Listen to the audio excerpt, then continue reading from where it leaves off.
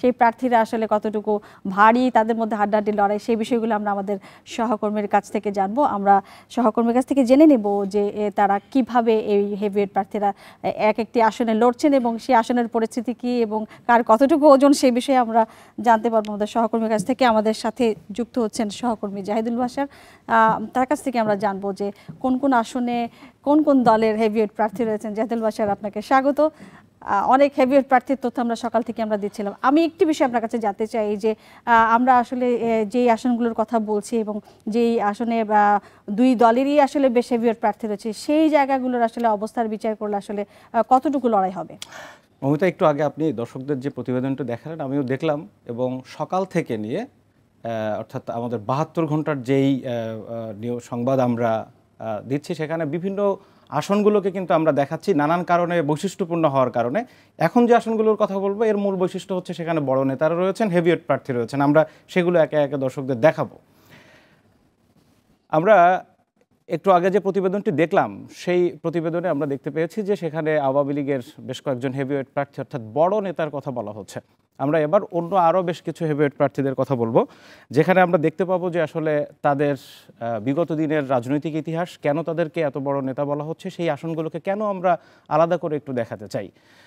২৯৯টা আসনে এবার ভোট হচ্ছে। খুব স্বভাবতই যার যার আসনের জন্য যার যার আসনের আলাদা নজর থাকবে, সেখানকার খোঁজখবর তারা রাখবেন, কিন্তু সারা দেশের মানুষের কিছু কিছু আসনে আলাদা নজর থাকবে। আমরা এবার শুরুতেই আওয়ামী লীগের বেশ কয়েকজন হেভিওয়েট প্রার্থী বলি বা বড় নেতাই বলি, তাদের সম্পর্কে একটু আলোচনা করে আসতে চাই। শুরুতে একটু বলি, হেভিওয়েট নেতাদেরকে আমরা দুই ভাগে ভাগ করতে পারি। কিছু হেভিওয়েট নেতা আছেন যারা প্রচণ্ড লড়াইয়ের সম্মুখীন হবেন, অর্থাৎ আরেকজন হেভিওয়েট প্রার্থীর মুখোমুখি হচ্ছেন। আবার কিছু নেতা আছেন যারা নিজেরা অনেক আলোচিত, জাতীয়ভাবে অনেক গুরুত্বপূর্ণ, সেই অর্থে তারা হেভিওয়েট, কিন্তু তাদের প্রতিদ্বন্দ্বিতার মাঠটি আসলে সেই অর্থে সম পর্যায়ের না। সেক্ষেত্রে হয়তো তারা ততটা মুখোমুখি নির্বাচনের অতটা প্রতিদ্বন্দ্বিতার পূর্ণ অবস্থায় নাও পড়তে পারেন। তো আমরা একে একে একটু দেখতে চাই। আমরা দেখতে পাচ্ছি শুরুতেই আমরা বলতে চাই নোয়াখালী ৫-এর কথা। এই নোয়াখালী ৫ নিয়ে বিস্তর আলোচনা হয়েছে, গণমাধ্যমে নানান আলোচনা এসছে। একটাই কারণ, সেখানে যে দুজন বড় নেতা রয়েছেন দুই দল থেকে, আওয়ামী লীগ এবং বিএনপি থেকে, দুজনই অত্যন্ত বড় মাপের নেতা এবং দুজনই রাজনৈতিক ক্ষেত্রে খুবই গুরুত্বপূর্ণ, তাদের অবদানও অনেক। শুরুতে আমরা ওবায়দুল কাদেরের কথা বলতে পারি। আমরা দেখতে পাচ্ছি ওবায়দুল কাদের, যিনি আওয়ামী লীগের সাধারণ সম্পাদক হিসেবে দায়িত্ব পালন করছেন, এবং একই সাথে ওবায়দুল কাদের কিন্তু মন্ত্রীও আছেন। তিনি নোয়াখালী কবিরহাট এবং কোম্পানিগঞ্জ আসন থেকে সেখানে তিনি প্রতিদ্বন্দ্বিতা করছেন। এ পর্যন্ত 6 বার নির্বাচন করেছেন এবং 6 বারেই আমরা দেখতে পেয়েছি তিনি 3 বার জয়ী হয়েছেন। তার প্রতিদ্বন্দ্বী যিনি, অর্থাৎ মুখোমুখি লড়াই হচ্ছে যার সাথে, তিনি বিএনপির আরেক হেভিওয়েট নেতা এবং তার অনেকগুলো পরিচয় আছে। তিনি বিভিন্ন সময় দলবদল করেছেন এবং রাজনৈতিক অঙ্গন একজন মানুষের যতগুলো পরিচয় থাকা দরকার বা যতগুলো পরিচয় তিনি আকাঙ্ক্ষা জায়গাটিতে তার থাকে, অর্থাৎ যা যা চান তিনি তার জীবনে অনেক কিছুই পেয়েছেন। যেমন আমরা বলছি মওদুদ আহমেদের কথা, তিনি জাতীয় পার্টিতে থাকাকালীন উপপ্রধানমন্ত্রী ছিলেন, উপরাষ্ট্রপতি ছিলেন, পরবর্তীতে তিনি মন্ত্রী হয়েছেন, বিএনপির সময় মন্ত্রী ছিলেন এবং বিএনপির বর্তমান স্থায়ী কমিটির সদস্য। দুজনই কবিরহাট কোম্পানিগঞ্জ থেকে লড়াই করছেন এবং দুজনের বাড়িও খুব কাছাকাছি। আমরা যতটুকু এখন পর্যন্ত জানতে পেরেছি, এই দুই নেতার লড়াইটাও কিন্তু জমে উঠেছে। তাদের জনপ্রিয়তা সমানে সমান। আগামীকাল সকাল 8টা থেকে বিকাল 4টা পর্যন্ত ফলাফল যে কোনো দিকে যেতে পারে। তার একটু ছোট্ট উদাহরণ দিই, কয়েকদিন আগে দুইজনই কিন্তু অভিযোগ করেছেন পাল্টাপাল্টি হামলার, অর্থাৎ প্রতিদ্বন্দ্বিতার জায়গাটি আমরা কিছুটা টের পাই সাম্প্রতিক এই ঘটনা থেকে। আমরা এবার যেতে চাই আমাদের আওয়ামী লীগের, আমরা যে তালিকা আপনাদেরকে দেখাচ্ছি সেখানে দ্বিতীয় হেভিওয়েট প্রার্থী হিসেবে আমরা যাকে বলছি সালমান এফ রহমান। তিনি একজন বিশিষ্ট ব্যবসায়ী এবং তিনি ঢাকা 1 আসন থেকে প্রতিদ্বন্দ্বিতা করছেন। এর আগে তিনি দুবার নির্বাচন করেছেন, এবার একাদশ জাতীয় সংসদ নির্বাচনের কারণ দিয়ে সেই হিসাবে তিনি তৃতীয়বারের মতো নির্বাচন করছেন। এবং 2001-এর নির্বাচনটি অত্যন্ত গুরুত্বপূর্ণ, কারণ সেই নির্বাচনে তিনি তৎকালীন বিএনপি নেতা ব্যারিস্টার নাজমুল হুদার কাছে হেরেছিলেন। তার অভিযোগ অনুযায়ী তিনি অত্যন্ত কম ভোটে হেরেছিলেন এবং যে সংখ্যায় ভোটে তিনি হেরেছিলেন তার চেয়ে বেশি ভোট, অর্থাৎ ব্যালট পরবর্তীতে দেখা গেছে বিভিন্ন জায়গায় কিন্তু পাওয়া গেছে সেই ব্যালটগুলোকে, অর্থাৎ তার ভোটটি জোর করে সেই ভোটগুলোকে কারচুপি করে তাকে হারানো হয়েছিল, এই অভিযোগ তিনি বারবার করে থাকেন। সালমান এফ রহমান মূলত এবার প্রতিদ্বন্দ্বিতা করছেন আরেকজন শিল্পপতি সালমা ইসলাম, যিনি জাতীয় পার্টির এমপি ছিলেন এবং এবার স্বতন্ত্র প্রার্থী হিসাবে তিনি প্রতিদ্বন্দ্বিতা করছেন, কারণ এবার তিনি দলীয় মনোনয়ন পাননি। ওই আসন থেকে নৌকা প্রতীকে সালমান এফ রহমানকে দেওয়ার কারণে তিনি আর জাতীয় পার্টি থেকে পাননি।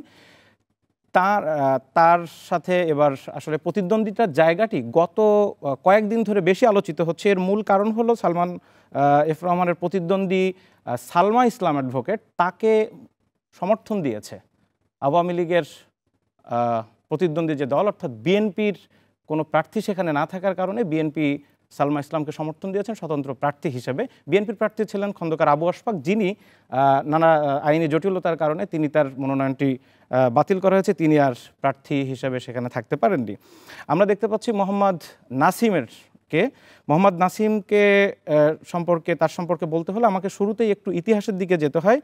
আমরা জানি জাতীয় চার নেতা যাদেরকে 1975 সালে 3 নভেম্বর জেলে হত্যা করা হয়েছিল, সেই জাতীয় চার নেতার একজন ক্যাপ্টেন মনসুর আলী, তার সন্তান মোহাম্মদ নাসিম, তিনি মন্ত্রী ছিলেন, স্বরাষ্ট্রমন্ত্রী ছিলেন, এখন স্বাস্থ্যমন্ত্রী আছেন। সিরাজগঞ্জ 1 থেকে তিনি নির্বাচন করছেন, সুতরাং তার জাতীয়ভাবেও তারা গুরুত্বপূর্ণ এবং তিনি একটি রাজনৈতিক পরিবার থেকে এসেছেন এবং তিনি সিরাজগঞ্জ থেকে নির্বাচন করছেন। এর আগে 8 বার তিনি নির্বাচন করেছেন এবং আমরা যেটি দেখতে পাচ্ছি তার ওই আসনটিতে এবার একজন নতুন মুখ এসেছেন। একই সাথে তিনি তারকাও, বিএনপির প্রার্থী রুমানা মোর্শেদ কনকচাপা, তিনি সেখান থেকে নির্বাচন করছেন এবং তার প্রার্থিতার কারণে সেই আসনটিতে মোটামুটি আমরা যতটুকু দেখতে পাচ্ছি যে জমে উঠেছে লড়াই। সুতরাং একজন হচ্ছে বর্ষিয়ার নেতা এবং আরেকজন একেবারেই নবীন। তো দর্শকরা এবং সারা দেশের মানুষ নিশ্চয়ই এই আসনটির দিকে আলাদাভাবে একটু নজর রাখছেন। এ নিয়ে বিস্তর লেখালেখিও হয়েছে গণমাধ্যমে, আমরা দেখতে পেয়েছি। আমরা একটু আসতে চাই মতিয়া চৌধুরীর কাছে। তিনি শেরপুরের 2 আসন থেকে নির্বাচন করছেন এবং তার পরিচয় সম্পর্কে আর নতুন করে কিছু বলার নেই, কারণ মতিয়া চৌধুরী বাংলাদেশের রাজনীতির সাথে, সে ছাত্র রাজনীতির থেকেই তিনি অত্যন্ত পরিচিত মুখ বাংলাদেশে। এবং তার প্রতিদ্বন্দ্বী হিসাবে যিনি আসেন ফাহিম চৌধুরী, মতিয়া চৌধুরী বিভিন্ন সময় মন্ত্রী ছিলেন, তিনি কৃষিমন্ত্রী হিসাবে এবারও দায়িত্ব পালন করছেন এবং অত্যন্ত সফল মন্ত্রী। এবং শেরপুরের মানুষ তার সাধারণ জীবনযাপনের জন্য তাকে, তার জনপ্রিয়তার জায়গাটিতে তিনি সেইভাবেই সেখানে প্রতিষ্ঠিত এবং তাকে যেটি আমরা যতটুকু মাঠের খবর পেয়েছি, এবারও তার প্রতিদ্বন্দ্বী যিনি আছেন ফাহিম চৌধুরী, তার সাথে হয়তো ওইভাবে প্রতিদ্বন্দ্বিতা সেই জায়গাটিতে হবে না, কারণ তার যে ফেস ভ্যালু যেটি বলা হয় এবং তার বিগত দিনের যে কর্মকাণ্ড এবং এলাকার মানুষের সাথে তার যে সম্পর্ক, সব মিলে মতিয়া চৌধুরীর পাল্লা ভারী, এটি বলছেন শেরপুর 2-এর অর্থাৎ নকলা এবং নালিতাবাড়ির মানুষ। আমরা মোটামুটি এই 4 জন প্রার্থী, হেভিওয়েট প্রার্থী সম্পর্কে এতক্ষণ আলোচনা করলাম। আমরা দেখলাম যে এই 4 জন অর্থাৎ মোহাম্মদ নাসিম, সালমান এফ রহমান, ওবায়দুল কাদের এবং আমরা যেটি দেখলাম মতিয়া চৌধুরী, এই 4 জনের সম্পর্কে আমরা এতক্ষণ আলোচনা করলাম, অর্থাৎ তারা 4 জনই বড় নেতা। আমরা এবার আরও কয়েকজন নেতা সম্পর্কে আলোচনা করতে চাই যারা আসলে হেভিওয়েট বলা যায়, একই সাথে তারা আলোচিত নেতাও। আমরা শুরুতেই বলতে চাই বাংলাদেশের প্রথম যিনি নারী স্পিকার শিরিন শারমিন চৌধুরী, তিনি এবছর নির্বাচন করছেন।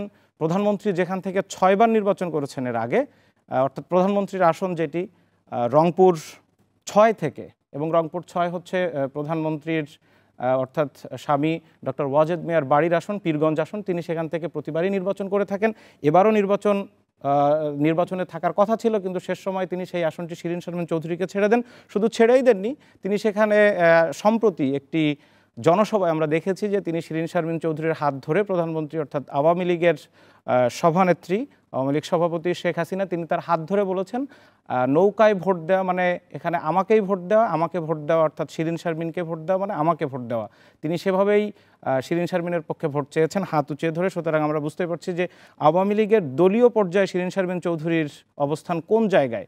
যদিও তিনি, তার রাজনৈতিক ইতিহাস খুব বড় নয়, তিনি প্রথমে সংরক্ষিত আসন থেকে প্রার্থী হয়েছিলেন, পরবর্তীতে উপনির্বাচনে সেখান থেকে তিনি জয়ী হয়ে আসেন এবং এবার তাকে সরাসরি রংপুর 6 থেকে প্রধানমন্ত্রী নিজে তার আসনটি ছেড়ে দিয়েছেন। আর তিনি সফলভাবে এবং বাংলাদেশের যে কয়জন স্পিকার এখন পর্যন্ত সদালাপি এবং স্পিকারদের যোগ্যতা সব কিছুর প্রশ্নে শিরিন শারমিন চৌধুরীকে সবার ওপরের দিকে রাখাই যায়, এ সম্পর্কে দর্শক আপনারাও জানেন। আমরা এবার আরেকজন ব্যক্তিত্ব সম্পর্কে আসতে চাই, সৈয়দ আশরাফুল ইসলাম, যার সম্পর্কে বলতে হলে আমাদের আবার একটু ইতিহাসের দিকে যেতে হয়। একটু আগে মোহাম্মদ নাসিমের কথা আমরা বলছিলাম। মোহাম্মদ নাসিমের বিষয়টিতে যেটি ইতিহাস সবার আগে চলে আসে যে তার বাবা জেল হত্যার শিকার যে 4 জাতীয় নেতা, তার মধ্যে তিনি একজন, এবং তার বাবারই সহকর্মী বলি, সহযোদ্ধা বলি, তার বাবারই সহযোদ্ধা ছিলেন একজন সৈয়দ নজরুল ইসলাম, যিনি বাংলাদেশের প্রথম অস্থায়ী রাষ্ট্রপতি। তিনিও 1975 সালের 3 নভেম্বর জেলে হত্যার শিকার হয়েছিলেন। তারই ছেলে সৈয়দ আশরাফুল ইসলাম, যিনি কিশোরগঞ্জ 1 থেকে নির্বাচন করছেন। এবং সৈয়দ আশরাফুল ইসলামের সম্পর্কে একটি কথা বললেই হয় যে তিনি অত্যন্ত অসুস্থ এবং বিদেশে তিনি চিকিৎসাধীন, অথচ তাকেই তার অসম্ভব রকমের জনপ্রিয়তার কারণে কিন্তু আবারও তাকে মনোনয়ন দেওয়া হয়েছে এবং তিনি এখন পর্যন্ত দীর্ঘদিন ধরে এলাকায় নেই, কিন্তু তার জনসংযোগটি পর্যন্ত কিন্তু বসে থাকেনি। আওয়ামী লীগের সিনিয়র নেতারা বলেছেন যে প্রয়োজন হলে সবাই তার প্রচারণার জন্য কিশোরগঞ্জে যাবেন। সুতরাং সৈয়দ আশরাফ সম্পর্কে আর বেশি কিছু বলার নেই, তিনি মন্ত্রী ছিলেন। আমরা এরপরে দেখতে পাচ্ছি সেখানে নাজমুল হাসান পাপন, যিনি বিসিবির অত্যন্ত জনপ্রিয় এবং একজন সফল একজন সভাপতি, কারণ তার সময় বাংলাদেশ ক্রিকেটের যে উন্নতি সেটি আমরা দেশের সবাই জানি। এবং তার আরেকটি পরিচয় আছে, নাজমুল হাসান পাপন তিনি একজন ওষুধ ব্যবসায়ী, ওষুধ শিল্পপতি, ওষুধ শিল্পের সাথে তার ব্যবসা দীর্ঘদিনের। একই সাথে তিনি কিন্তু প্রয়াত রাষ্ট্রপতি জিল্লুর রহমানের সন্তান। তার মা আইভি রহমান 21শে আগস্ট গ্রেনেড হামলায় যে কয়জন নিহত হয়েছিলেন তার মধ্যে তিনি একজন। সুতরাং পাপন সম্পর্কে আমরা যতটুকু তথ্য আপনাদেরকে দিলাম, এর থেকে বেশি কিছু বোধহয় দেওয়ার দরকার নেই। এছাড়া আমরা শামীম ওসমানের কথা বলতে পারি। আমরা শুরুতে বলছিলাম যে হেভিওয়েট প্রার্থীদের মধ্যে 2 ভাগ করা যায়। তার ভিতরে একটি হচ্ছে যারা প্রচণ্ড লড়াইয়ের মুখোমুখি হবেন এবং যারা আলোচনায় থাকবেন, কিন্তু ততটা লড়াই হয়তো হবে না। আমরা তেমনই একজন প্রার্থী শামীম ওসমান, যিনি নিজে মাঝে মাঝে খবর হন, নিজে খবর তৈরি করেন এবং সারা বছরই মোটামুটি আলোচনায় থাকেন, আপনারা জানেন বিভিন্ন কারণে। শামীম ওসমান নারায়ণগঞ্জ 4 থেকে, এবং তারা 3 ভাই কিন্তু এমপি ছিলেন। তার বাবা খান সাহেব ওসমান আলী, তিনি আওয়ামী লীগের রাজনীতির সাথে, আওয়ামী লীগ গঠনের সাথে, সেই ইতিহাসের সাথে কিন্তু তার ফ্যামিলি জড়িত। আমরা এবার একটু যেতে চাই বিএনপির হেভিওয়েট প্রার্থীদের দিকে। বিএনপির হেভিওয়েট প্রার্থী আমরা প্রথমে 4 জনের কথা একটু বলতে চাই। আমরা দেখতে পাচ্ছি গয়েশ্বর চন্দ্র রায়, সেখানে আছেন খন্দকার মোশাররফ হোসেন, মাহমুবউদ্দিন খোকন এবং জয়নাল আবেদিন ফারুক। আমরা গয়েশ্বর চন্দ্র রায়কে একটু আলাদা করে বলতে চাই যে তিনি বিদ্যুৎ ও জ্বালানি প্রতিমন্ত্রী নসরুল হামিদ বিপুর সাথে একই আসন থেকে, অর্থাৎ ঢাকা 3 থেকে তারা প্রতিদ্বন্দ্বিতার মুখোমুখি হচ্ছেন। এই সম্প্রতি আপনারা জানেন যে গয়েশ্বর চন্দ্র রায় হামলার শিকার হয়েছিলেন, সেখানে নসরুল হামিদ বিপু গিয়েছিলেন এবং তিনি বিএনপির সাম্প্রতিক সময়ে যে কয়জন খুব আলোচিত এবং যারা রাজনীতিতে খুব সক্রিয় নেতা রয়েছেন তার মধ্যে গয়েশ্বর চন্দ্র রায় একজন, এবং তিনি কিন্তু বিএনপির স্থায়ী কমিটির সদস্য। একই সাথে বিএনপির নীতি নির্ধারণী যে শক্তির সাথে যে কয়জন জড়িত আছে, নীতি নির্ধারক হিসেবে যারা আছেন, তার মধ্যে গয়েশ্বর চন্দ্র রায়ের নামটি সবসময় সামনের দিকে আসে এবং তিনি বিএনপির খুবই ট্রাস্টেড একজন নেতা। এরপর আমরা আসতে চাই খন্দকার মোশাররফ হোসেন, যিনি ঢাকা বিশ্ববিদ্যালয়ের শিক্ষক ছিলেন এবং রাজনীতির কারণে তিনি তার শিক্ষকতা পেশাটি ছেড়ে দেন। এবং তার এই একাদশ জাতীয় সংসদ নির্বাচনে আরেকটি বিষয় একটু বলা দরকার, কারণ যে কয়জন একাধিক আসন থেকে নির্বাচনে লড়ছেন তার মধ্যে খন্দকার মোশাররফ হোসেন একজন। তিনি কুমিল্লা 1 ও 2 আসন থেকে লড়ছেন। তিনি সাবেক স্বাস্থ্যমন্ত্রী ছিলেন। সুতরাং বিএনপির এই নেতা, তিনিও স্থায়ী কমিটির সদস্য। সবার নজর থাকবে কুমিল্লা 1 ও 2 এর দিকে, এবং তাকে 2টি আসন থেকে দেওয়ার মূল কারণ হচ্ছে তার জনপ্রিয়তা। বিগত দিনে কয়েকবার তিনি এখান থেকে নির্বাচিত হয়েছেন। আমরা মাহমুবউদ্দিন খোকনের কথা বলতে পারি। মাহমুবউদ্দিন খোকন কিন্তু বিএনপির আইনজীবী যে প্যানেলটি রয়েছে সেখানে তিনি অত্যন্ত প্রভাবশালী নেতা, সুপ্রিম কোর্ট আইনজীবী সমিতির নেতা, এবং তিনি সম্প্রতি আমরা দেখেছি যে তিনি গুলিবিদ্ধ হয়েছিলেন, আলোচনায় এসেছিলেন। মাহমুবউদ্দিন খোকন আরেকটি কারণে পরিচিত, বিএনপির যে কয়জন মুখকে আমরা বিভিন্ন সময় টকশোতে দেখে থাকি দলের হয়ে কথা বলেন, তার মধ্যে মাহমুবউদ্দিন খোকন কিন্তু একজন। জয়নাল আবেদিন ফারুকের কথাটি এই মুহূর্তে একটু বলা দরকার, কারণ তিনি নোয়াখালী 2 থেকে নির্বাচন করছেন, এবং যেই মুহূর্তে আমরা নোয়াখালী 2 অর্থাৎ সোনাইমুড়ি আসনের কথা বলছি, জয়নাল আবেদিন ফারুক তিনিও বিএনপির একজন বড় নেতা।